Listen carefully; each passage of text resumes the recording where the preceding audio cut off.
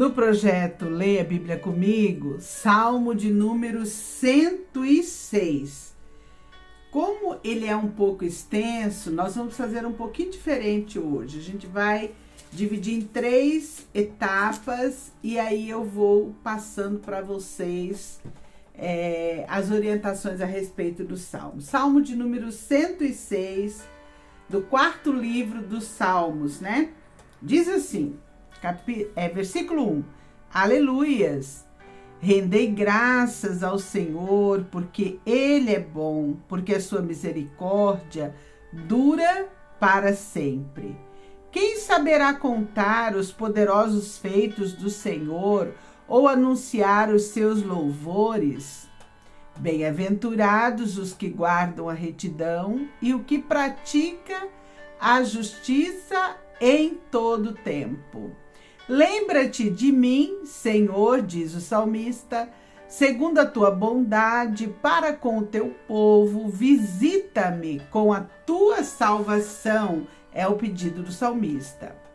Para que eu veja a prosperidade dos teus escolhidos e me alegre com a alegria do teu povo e me regozije com a tua herança.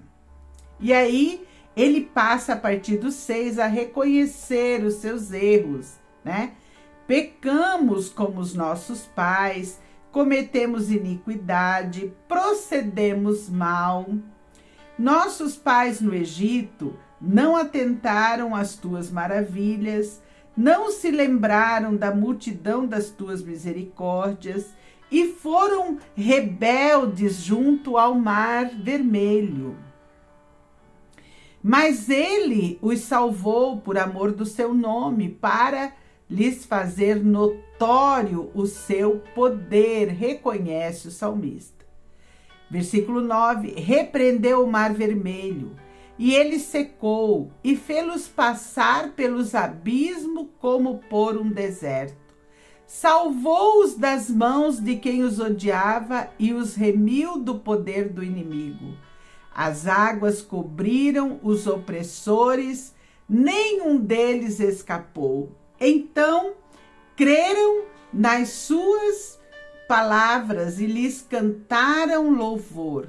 Cedo, porém, se esqueceram das suas obras e não lhes guardaram os seus desígnios. Entregaram-se à cobiça no deserto e tentaram a Deus na sua solidão. Concedeu-lhes o que pediram, mas fez definhar-lhes a alma. Então, esses primeiros 15 versos do Salmo de número 106, e deixa já te falar aqui para nossa inspiração a respeito desse salmo, esse salmo revelador. Ele revela, o Salmo 106 revela a fidelidade de Deus diante da constante infidelidade do seu povo. Preste bem atenção na leitura. Mesmo quando Israel se desviava, ainda assim, o Senhor permanecia misericordioso e sempre pronto a restaurar.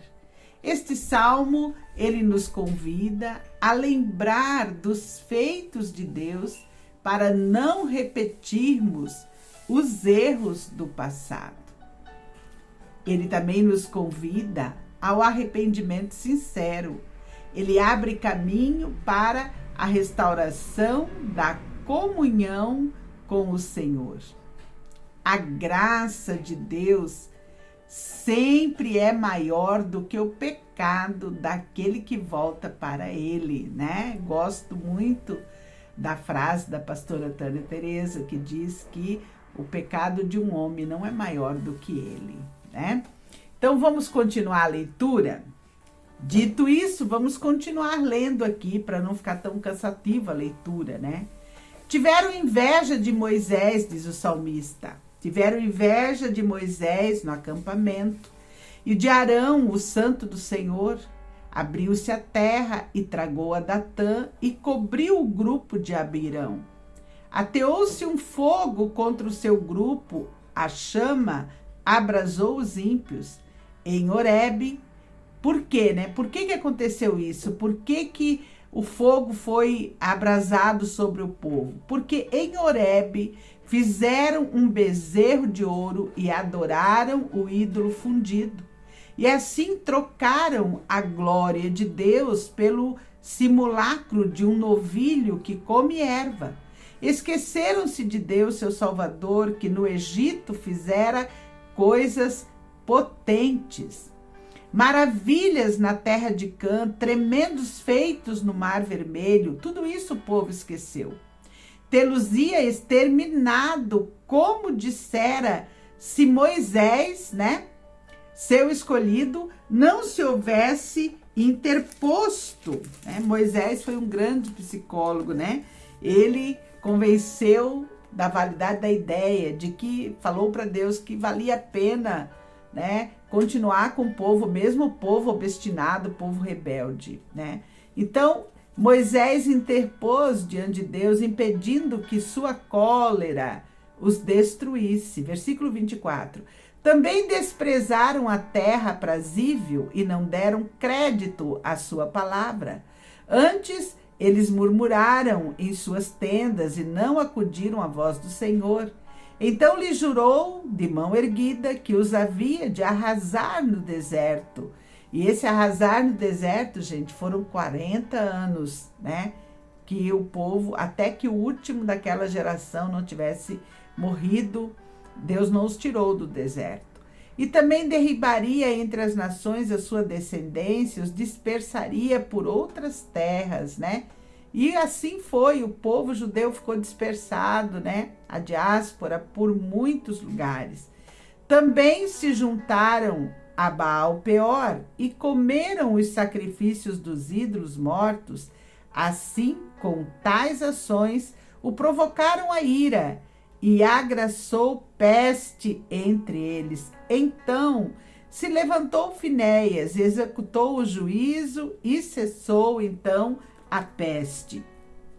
Aqui eu paro um pouquinho, estamos no versículo 30, para te falar qual é a palavra-chave desse salmo, né? Esse salmo que tem 48 versículos, a palavra-chave não poderia ser outra a não ser misericórdia. E o dicionário Webster, ele define misericórdia como sendo a disposição de tratar um culpado com compaixão em vez de punição merecida. Misericórdia é disposição de tratar o culpado com compaixão em vez da punição merecida. Misericórdia é a bondade demonstrada ao aflito, ao necessitado, ao pecador. Misericórdia também é um atributo divino que revela o seu amor, o seu perdão e a sua compaixão, né? Vamos continuar lendo para você poder ir encaixando aí na leitura, versículo 31. Isto lhe foi imputado por justiça de geração em geração para sempre. Depois o indignaram nas águas de Meribá e por causa dele sucedeu mal a Moisés, pois foram rebeldes ao Espírito de Deus e Moisés falou irrefletidamente. Não exterminaram os povos como o Senhor lhes ordenara, e isso causou grande mal para o povo. Antes se mesclaram com as nações e lhes aprenderam as obras. Deram culto a seus ídolos, os quais se lhes converteram em laço, pois imolaram seus filhos e suas filhas aos demônios. Derramaram sangue inocente, o sangue de seus filhos e filhas que sacrificaram aos ídolos de Canaã, e a terra foi contaminada com seu sangue. O apóstolo Paulo, gente, vai falar para nós que todo sacrifício a ídolo, na verdade, são demônios por trás de cada ídolo, né? Versículo 40. Acendeu-se, por isso, a ira do Senhor contra o seu povo, e ele abominou a sua própria herança, e os entregou ao poder das nações, sobre eles dominaram os que o odiavam, né? Então, mais uma paradinha aqui no versículo 41, para já te falar qual é o princípio desse salmo. Não poderia ser outro, a não ser o de semear e colher. Foi isso que o povo fez, o povo semeou idolatria, semeou obstinação, semeou rebeldia e colheu, né? Toda escolha produz consequências, gente, sejam elas boas ou más. Israel colheu os frutos da sua desobediência, os 40 anos no deserto, mas também experimentou a misericórdia quando ele se arrependeu. Não poderia ser diferente. Quem semeia fidelidade ao Senhor, colhe vida, paz e restauração. Mas deixa já te falar, a colheita foi grande de Israel. As tribos se dividiram, 10 para um lado, chamado Israel, 2 para o outro, chamada Judá. E as tribos de Israel, as 10, elas foram totalmente extintas ao longo da história. Elas foram totalmente extintas. Deus as eliminou da face da terra por conta da sua idolatria, por conta da sua obstinação. E do povo de Deus sobrou apenas as 2 tribos de Judá e Benjamim, que hoje estão aí como sendo o povo judeu, que foi então preservado pelo Senhor e tem promessa pelo Senhor. Vamos continuar lendo para a gente poder entender. Versículo 42. Também os oprimiram os seus inimigos, sob cujo poder foram subjugados. Tudo isso Deus permitiu, que os inimigos os subjugassem. Eles foram levados cativos, né? 2 cativeiros, o cativeiro da Síria e o cativeiro da Babilônia, né? Então, olha só, muitas vezes nesses cativeiros, versículo 43, muitas vezes os libertou, mas eles o provocaram com os seus conselhos e por sua iniquidade foram abatidos. A exemplo, as 10 tribos de Israel, totalmente eliminadas da face da terra. Olhou-os, contudo, quando estavam angustiados e lhes ouviu o clamor, diz o salmista. Lembrou-se a favor deles de sua aliança e se compadeceu, segundo a multidão de suas misericórdias, preservou a tribo de Judá e a tribo de Benjamim por causa da promessa que havia feito para Davi. Versículo 46. Fez também que lograssem compaixão de todos os que os levaram cativos. E agora os versos 47 e 48, vem então a oração do salmista, né?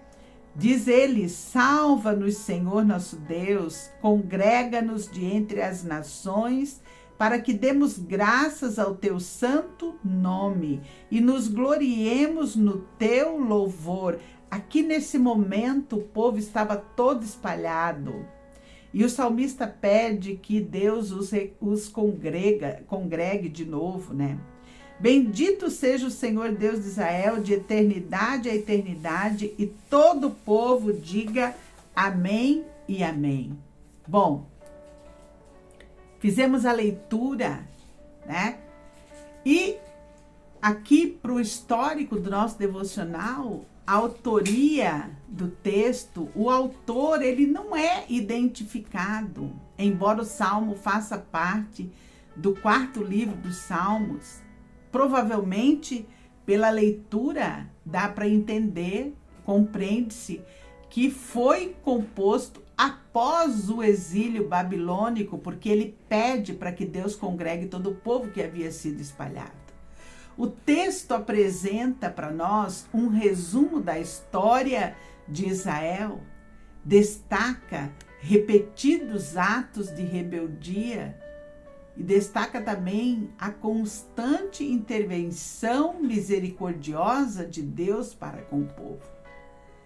Deixa claro para nós o propósito. O propósito de Deus é conduzir o povo ao arrependimento, conduzir o povo a ter um senso de gratidão, de renovação da aliança. E o que dá para tirar para nós? Como podemos relacionar esse salmo com a nossa vida? Queridos, assim como Israel também, nós somos tentados a esquecer as bênçãos de Deus quando nós enfrentamos dificuldades. Nossa tendência é focar na dificuldade e esquecer o que Deus já fez.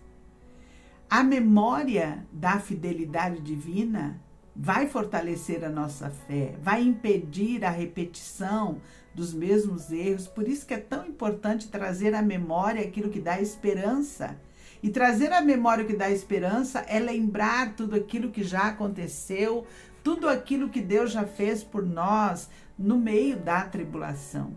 Porque o Senhor, Ele continua oferecendo perdão àqueles que genuinamente se voltam para Ele com sinceridade de coração, né? Raciocina comigo.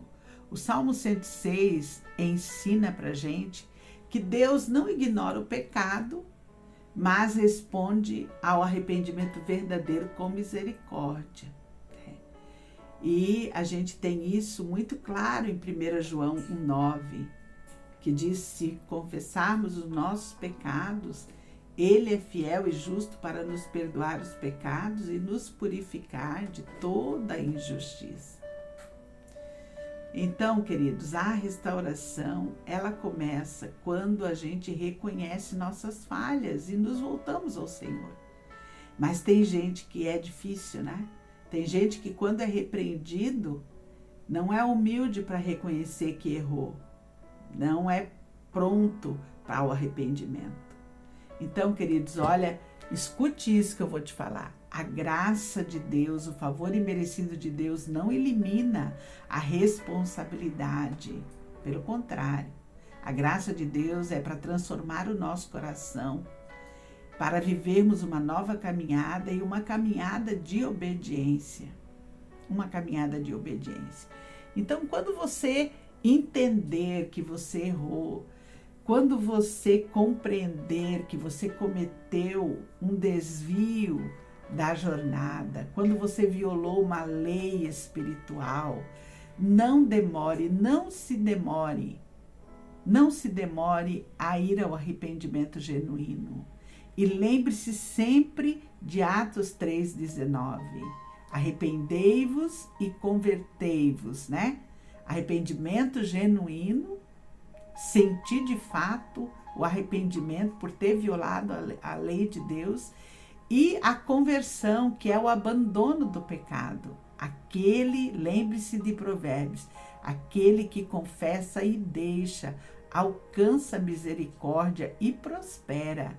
É o que diz em Provérbios. Então, para o nosso registro de hoje, lembrar da fidelidade de Deus vai fortalecer a nossa esperança e vai nos conduzir ao arrependimento sincero, quando nós lembramos da fidelidade. A misericórdia do Senhor, ela permanece para aqueles que decidem andar com sinceridade nos seus caminhos.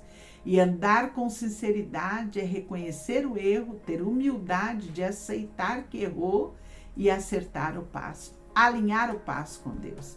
Então eu tenho duas perguntinhas para ti.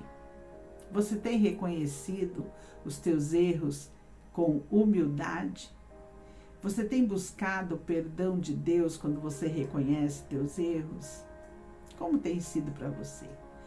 Que atitudes você precisa trazer para o teu dia para mudar hoje, para semear obediência e colher uma vida que glorifique ao Senhor de todo o coração?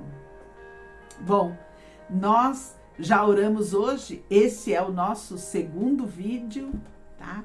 porque o primeiro vídeo nós tivemos um problema aqui com o celular, mas nós oramos hoje, oramos pela família, oramos pela parentela, oramos pelo governo do país, oramos pela Rede Ao Mar, oramos por aqueles que estão enfermos já hoje.